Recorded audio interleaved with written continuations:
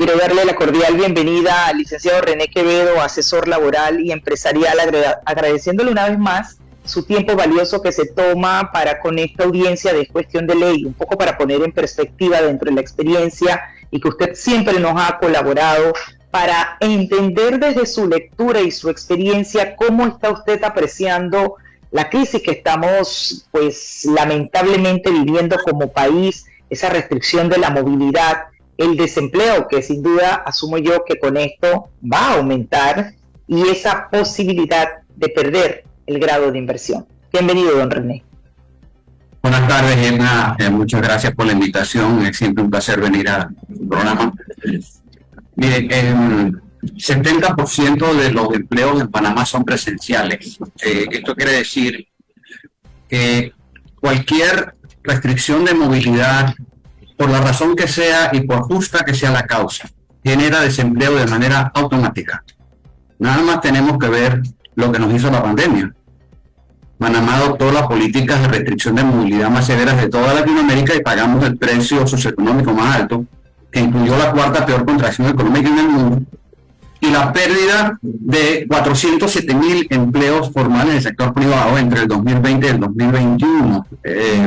47% de todos los empleos formales que tenía el sector privado antes de la pandemia. En el 2020, para puntualizar, Panamá, de acuerdo a la información del INE, de la Contraloría, perdió 364,000 empleos formales asalariados del sector privado. México, con 126 millones de habitantes y 55.5 millones de empleos, perdió 647,000 empleos formales en el sector privado. Quiere decir que Panamá, con 30 veces menos población y 33 veces menos empleos, perdió más de la mitad de los empleos formales que perdió México. Eso fue una absoluta masacre, de la cual no nos hemos recuperado. Entonces, creo que, insisto, con el mayor de los respetos a las diferentes opiniones, ¿okay? No hay nada más antipatriótico que el hambre, nada. ¿Okay? Estamos, de alguna manera, como país, diciendo, hay un incendio en el barco, solución, hundámoslo. No tiene sentido. Yo me puedo morir de hambre por una causa X, perfecto, pero yo no tengo derecho a que otros se mueran de hambre por una causa mía. ¿Okay? Y lo que me preocupa es que estamos polarizados, porque ahorita hablar de que se eliminen las restricciones es estar a favor de la minera. Hablar de empleo es estar, por Dios, aterricemos. Entonces creo que lamentablemente nos estamos haciendo un harakiri económico y los más perjudicados van a ser los más humildes. ¿Okay? Las 3/4 partes de quienes han perdido su trabajo producto de la pandemia fueron trabajadores con 11 o menos años de escolaridad que ganaban menos de $750 mensuales y llevaban a cabo labores presenciales, ¿okay? Que son los principales afectados en cualquier restricción de movilidad. Ya hay reducciones de personal, ya hay suspensión de contratos. Básicamente estamos hablando de trabajadores presenciales de baja escolaridad, ¿okay? Y sobre todo jóvenes. Entonces, insisto, con el mayor de los respetos, creo que es importante establecer vías de diálogo. El país está trancado. La pérdida del grado de inversión parece inminente, pero a mí más me preocupa nuestra pérdida la pérdida de nuestra capacidad de diálogo. O sea, me preocupa más que la pérdida del grado de inversión. Obviamente, lamentablemente estamos espantando la inversión. Ya ha habido reportes de diarios o de medios internacionales como el Financial Times, Bloomberg, etcétera, donde se han hecho eco del impacto que está teniendo esta crisis sobre la imagen de Panamá como un país amigable hacia la inversión. Más aún cuando lo que está pasando ya lo había advertido The Economist. The Economist en julio del 2020 un informe diciendo que le preocupaba el deterioro de la gobernabilidad. Julio de 2020, o sea, estamos hablando de un año de haberse iniciado la administración Cortizo y recién declarada la pandemia, le advertía que le preocupaba el deterioro de la gobernabilidad y que tenía que establecerse la confianza en el gobierno, o de lo contrario habría disturbios sociales, tipo el término que utilizaron. Ellos repiten esa información en un informe en marzo del 2021, donde decían que ese continuo deterioro de la gobernabilidad y la incapacidad del gobierno para atender presiones de tipo populista representaban un alto riesgo a la inversión extranjera en el país. Y se está cumpliendo la profecía. Y es lamentable porque vamos a salir perdiendo todos, no importa la causa. Justamente, señor Quevedo, usted sacó un artículo bien interesante donde usted habla del pueblo contra pueblo, analizando las protestas contra el contrato minero y esa evaluación o valoración que hace de que, vamos, que el tema minero fue como el detonante. Sí. Y hay otras aparentes causas que están siendo pues, la motivación de algunos grupos, porque hemos visto cómo se desarrolló de manera paulatina y pacífica el sentir de los jóvenes y de organizaciones que responsablemente han protestado pacíficamente y se encuentran aún haciendo una vigilia porque están mandando un mensaje donde dicen, bueno, estamos aquí, no nos hemos dormido ni nos vamos a dormir con esta causa que, como bien dice usted, pueden tener o no la razón, porque el tema es que aquí hay una polarización sin duda alguna, pero además hay quienes creen que tienen la verdad absoluta y no hay manera de ni siquiera disentir con relación al derecho que a mí me corresponde de libre tránsito y la movilidad sin sentirme secuestrada, porque entonces a usted lo orillan y lo ponen contra la pared de que usted está a favor de la minería, sin respetar si eso fuese así o no. Entonces, sí quisiera ahondar en ese análisis muy interesante que hace usted en esta publicación que nos comparte. Sí, bueno, es un poco el espíritu que acabo de mencionar, ¿no? Es decir, hay una estigmatización y un proceso de satanización histórica. De hecho, ha habido una satanización histórica de la iniciativa privada al punto tal de que el año pasado nosotros generamos 10.000 informales por mes. Nosotros somos una economía de informales y funcionarios financiada con plata prestada, ¿ok? Y se debe básicamente a estigmas, ¿ok? Que en este momento, insisto, con el mayor de los respetos, o sea, el problema es que yo descalifico cuando no puedo convencer con argumentos. Yo puedo tratar de convencerla de que 2 más 2 es 3, ¿ok? Y usted dice que no, que 2 más 2 es 5, ¿ok? No nos vamos a poner de acuerdo, pero yo lo que no puedo es calificarla a usted de, qué sé yo, perteneciente a una secta diabólica extraterrestre porque no piensa como yo, ¿ok? Así es. Y ahí es donde está el problema, porque nadie tiene la verdad absoluta. Lamentablemente, todo esto que está ocurriendo, insisto, en una economía donde el 70% de los empleos y el consumo son presenciales, cualquier restricción de movilidad genera desempleo de manera automática y quienes más rápido salen perdiendo, ¿okay?, son la gente humilde, ¿okay?, los trabajadores que llevan a cabo labores presenciales e inclusive los informales, porque los informales no se pueden mover. Entonces, llevar esto a un nivel de donde mi derecho a protestar está por encima de tu derecho a la libre circulación. Mi derecho termina donde comienza el tuyo. Entonces creo que es allí donde tenemos el problema. Estamos en medio de una pelea donde por un lado hay gente radicalizada, ¿ok?, y por otro lado un gobierno que no se sabe, o sea, como decía el sabio, yo no sé lo que no sé. Entonces es esa incertidumbre la que nos mantiene en esta zozobra. Y realmente estamos secuestrados, sin duda alguna. Entonces, y en Chiriquí, definitivamente la cosa está muy complicada. No existe, insisto, ninguna causa por la cual valga la pena morir de hambre. Ahora bien, el tema de precisamente esa vía que hay que buscar del diálogo es lo que no se ve claro con Quevedo, porque pareciera que no hubiese líderes en estos grupos.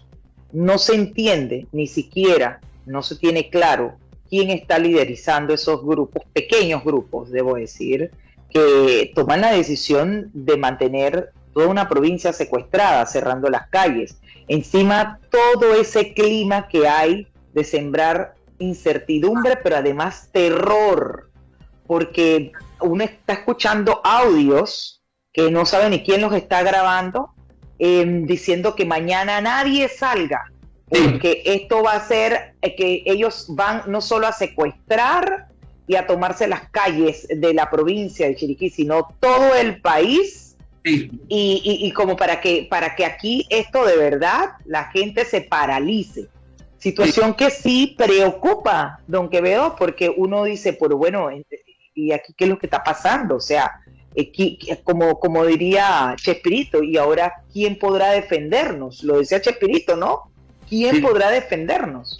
Sí, el daño que se le está haciendo a la economía ya superó con creces, yo creo que los aportes que pudiera hacer la minera en los próximos 10 años. ¿Okay? O sea, estamos destruyendo la economía. La prioridad no es el contrato minero, la prioridad es la reconstrucción nacional. Estamos destruyendo fuentes de empleo. Ya la pandemia lo hizo, ¿okay? La pandemia borró 407,000 empleos del sector privado. Y lo difícil, de empleos formales, lo difícil de esto es reconstruir la confianza. ¿Okay? ¿Por qué? Porque si nosotros no generamos confianza, no va a haber empleo dignos. ¿Okay? Y sin empleo formal, la Caja de Seguro Social está condenada a muerte. O sea que lo que estamos haciendo en este momento está realmente sentenciando de muerte a la Caja de Seguro Social, que creo que es una crisis que viene, que me preocupa un poco hasta dónde estamos llevando nuestras diferencias, hasta qué punto, porque en el tema del programa del IBM no existen soluciones sencillas. Entonces, me preocupa mucho porque creo que tenemos que aprender de esta lección.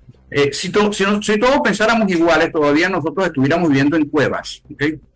Nosotros, el progreso es porque alguien dijo que hay una manera de hacer mejor las cosas. ¿Okay? O sea que no podemos partir de que todos vamos a pensar igual. Ahora tenemos que manejar nuestras diferencias. Yo recuerdo una vez un primer ministro inglés, en aquella época que se estaba hablando del mercado común europeo. Bueno, después los ingleses salieron para apelando mucho al nacionalismo y hoy se arrepienten, pero él decía que en nuestras diferencias están en nuestras fortalezas, ¿okay? Entonces creo que nuestro futuro como país depende de nuestra capacidad de construir, no de la capacidad de destruir. Entonces creo que nosotros sí faltan interlocutores que puedan hablar con todos los grupos y haya puntos de coincidencia. El problema es que todo el mundo, todos los políticos están estigmatizados, ¿okay? La clase política, y no olvidemos, y lo digo también en ese artículo, el tema minero fue un detonante, no el polvorín, ¿okay? Es decir, hay un cúmulo, como pasó con la subida del metro en Chile y la reforma fiscal que intentó hacer el presidente Duque, ¿okay? Que fueron derogados, pero no pararon las protestas. Entonces me temo que esto ocurra aquí también. Hemos pasado por una bonanza económica excluyente que no resolvió ni ha resuelto los problemas básicos de medicina, salud, educación, etcétera, acceso al agua. Agreguémosle a esto la pandemia, que básicamente, bueno, fue un toque de queda como el de ahora, ¿okay? Pero por un virus. El problema es que eso dio lugar a que la planilla estatal aumentara y que hubiera una serie de compras del Estado en los cuales hay una percepción de corrupción. Entonces, pues llegó el detonante, la cosa estaba ahí, el volcán estaba allí y llegó el detonante que lo encendió, ¿no? Y yo espero que en este momento, lamentablemente estamos más preocupados de buscar culpables que de encontrar soluciones a un problema que no entendemos. Así es. Es venganza, ¿okay? Pero nos estamos vengando en el pueblo completo, no en el gobierno nada más. Es correcto, y la destrucción no solamente es con las acciones, sino también de manera verbal, porque la toxicidad que uno ve en las redes sociales y la forma como la gente se dirige con un odio y una rabia y ofensivamente hacia cualquier persona que opine distinto. Es la parte que creo que no se había visto antes, don René, con cuánta virulencia está la gente respondiendo a lo que no le parece, a las opiniones que no son coincidentes. Y precisamente es lo que también está dañando, porque ¿qué país estamos dejando? ¿Qué país estamos construyendo con todas esas acciones de desastre que estamos viendo, de vandalismo que se están presentando Y por supuesto, ni hablar con esa situación de la afectación al grado de inversión, al índice de desempleo que va a crecer. Y definitivamente quiero preguntarle en esa dirección qué va a pasar con ese grado de inversión, pero que también nos cuente un poco de ese análisis que usted ha hecho de esos sectores que están siendo mayormente impactados y que son sectores que dan o hacen un aporte bien importante al Producto Interno Bruto de nuestro país. Sí, sí, lamentablemente los sectores, hay 6 sectores que representan las 2/3 partes de los empleos privados del país.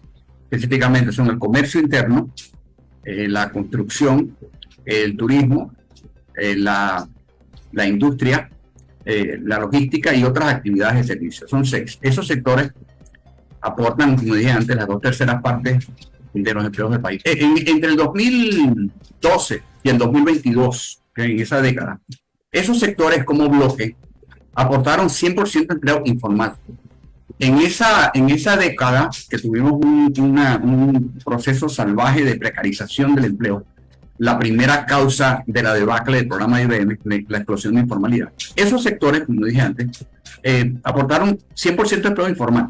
Entonces, ¿qué ocurre? Hoy estos sectores dejaron de ser atractivos para la inversión privada, tan sencillo como esto, ¿no? Se habla, y con el mayor de los respetos, ¿no? Se habla de que no hay que desarrollar la minería porque somos un país turístico. 62% de los empleos en el turismo son informales. No somos un país turístico, ni lo seremos hasta que invertir en el turismo panameño sea buen negocio. Yo creo que es bien sencillo.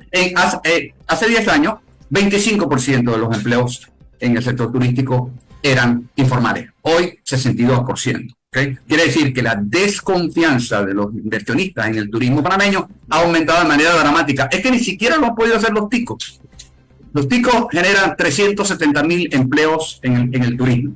55 a 60% son informales. Esto es cifra de noviembre del 2022. Con el agravante de que la llegada de nuevos turistas no está significando aumento en los empleos formales. Es decir, nosotros no podemos apostar el futuro en actividades con alta informalidad. Es que ni siquiera somos un país logístico, ¿okay? Con todo y el canal. 85% de los nuevos empleos en el sector logístico hasta el 2022 fueron informales. Esas son cifras, como dicen, los hechos convencen, las opiniones confunden. Lo que no se mide no existe. Porque entonces creo que estamos viviendo, sí, mientras sigamos creyendo en nuestros propios pajaritos preñados, somos parte del problema, no de la solución. Quien vive de ilusiones muere de desengaño. Aterricemos, por Dios, ¿ok?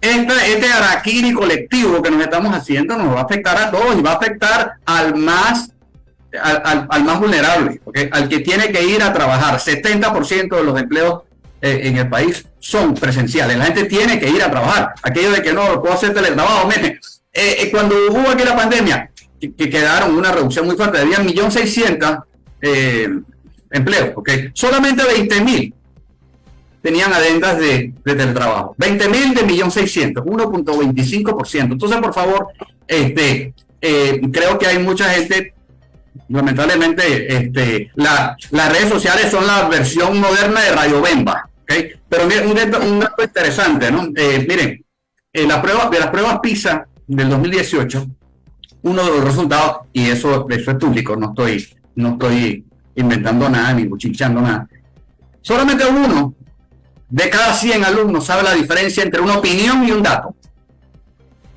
¿Ok? ¿Sabes? 1%. Quiere decir esto, que los cuentos pesan más que las cuentas. ¿Ok? Entonces, ¿qué ocurre? Yo tengo las redes sociales, que es la versión moderna de Radio Bemba, donde yo estoy alimentando un sentimiento de venganza, de odio, ¿ok? Basado en cuentos, ¿ok? Más que en cuentas, o sea, más que en realidad. Yo en las redes sociales yo no tengo que presentar evidencia, solamente sembrar duda razonable. Yo puedo decir, bueno, ajena es narcotraficante, ¿por qué? Bueno, porque es que se viste bonito y qué sé yo, tiene prendas, ¿ok? Entonces, por Dios, entonces yo creo que lamentablemente estamos en esto, seguimos alimentando este odio, y mientras sigamos que las pasiones estén por encima de las razones, va a ser difícil llegar a un consenso, porque en este momento no estamos hablando de llegar a un consenso, estamos hablando de imponer, ¿okay? Y es ahí donde, lamentablemente, como dije antes, hemos decidido como país, hay un incendio en el barco, solución, hundámoslo. Y eso, lamentablemente, vamos a salir todos perjudicados. Pero ¿qué hacemos, don René? Y con eso concluimos, porque es que si no hay interlocutores y personas con esa credibilidad que se requiere para ya hacer ese llamado al diálogo, que es la vía correcta en medio de una crisis, ¿qué hacemos? Sí, bueno, lamentablemente estamos hablando de que ninguna de las partes, se perdió la presunción de buena fe, ¿ok? No existe, o sea, los que están cerrando, pues dicen que tiene su agenda que viene de otros lados. El gobierno se percibe como corrupto. Entonces, a ver, tenemos que recurrir a actores de la sociedad civil. Las iglesias, por ejemplo, pudieran servir. Lo que queremos es interlocutores que pudieran abrir espacios donde podamos hablar de intereses comunes, no de posiciones, ¿okay? Entonces, se me ocurre así, pensando de la tapa de la cabeza, que las iglesias pudieran jugar ese papel. Lo que pasa, señor René, y ahora más adelante le vamos a dar la palabra a la señora Maribel, pero cuando la iglesia al principio toma la posición de estar en contra del contrato minero, es ahí donde uno se pregunta cómo puede la iglesia mediar ante un diálogo, si al principio estuvo totalmente apoyando a los que primero salieron a las calles a decir no al contrato minero. Sí, no, lo entiendo. Y la primera pregunta es si pueden mediar en la reconstrucción nacional. Ya no estamos hablando del tema minero, tenemos que hablar de la reconstrucción del tejido económico. Yo sí creo que las iglesias pueden mediar en eso, sin tomar partido, porque el problema no es eso, estamos en el día después de la bomba de Hiroshima, ¿ok? Vamos a partir de ahí. Entonces, ¿qué hacemos para reconstruir? ¿Culpamos a los gringos de que tiraron la bomba o seguimos culpándolos? ¿O empezamos a reconstruir? Porque lo que se rompió, nuestra capacidad de diálogo, se rompió, aquí se han roto, se ha destruido, se está destruyendo fuertemente el tejido productivo. Va a haber una espantada grande de inversionistas locales, ¿okay? Locales, va a haber botadera, ya la está viendo, pero más importante es que se está rompiendo el tejido social. Este siempre ha sido un país de diálogo, un país de consenso, ¿okay? Aquí nunca ha habido castas. Entonces creo que la iglesia pudiera medir, al margen de sus opiniones de si está o no de acuerdo con la minería. Perdón, la minería fue el detonante, el polvorín, ¿okay? Es lo que detonó. Estamos el día después de la bomba de Hiroshima. ¿Qué hacemos? ¿Okay? ¿Seguimos culpando a los gringos por poner la bomba o comenzamos a reconstruir? Entonces creo que es allí donde estamos y estamos llegando aceleradamente a ese punto, ¿no? Este país necesita, por su configuración de consumo, su configuración de demanda, de empleo, necesita libertad de movimiento. Es como la sangre, que si yo aprieto la sangre yo voy a tener un problema de circulación y gangrena, etcétera. Exactamente, la circulación es como la sangre en una economía como la panameña, ¿no? Así que yo creo que tenemos que buscar, bueno, digo las iglesias, pudiera haber otros definitivamente, pero se me ocurre así de entrada, ¿no? Y a saber que efectivamente inclusive plantea un tema interesante, independientemente de la oposición, de la opinión que yo pueda tener. El problema que estamos tratando de resolver es reabrir el país, no quién es el culpable, ¿ok? Entonces puede haber uno o varios culpables, pero todos somos responsables de resolver la situación. Así que yo creo que en ese sentido necesitamos interlocutores válidos, interlocutores que puedan hablar con ambos grupos. Lamentablemente es un rol que le tocaría al gobierno. Aquí hay no sé cuántos ministros, no sé cuántos viceministros, alcaldes, una serie de autoridades sociales, autoridades locales, pero bueno, no se está cumpliendo ese papel. Entonces, que nos quedamos cruzados de brazos a esperar que esto se hunda o hacemos algo al respecto, ¿no? Bien.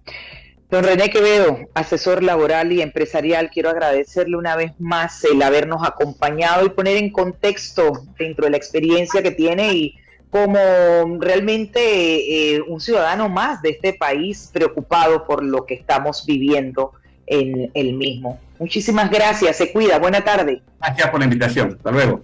A usted. 3:35 minutos, vámonos a una pausa. Al volver, venimos con más. Usted no le cambie. Los temas que se necesitan profundizar continuarán en breve en Es Cuestión de Ley.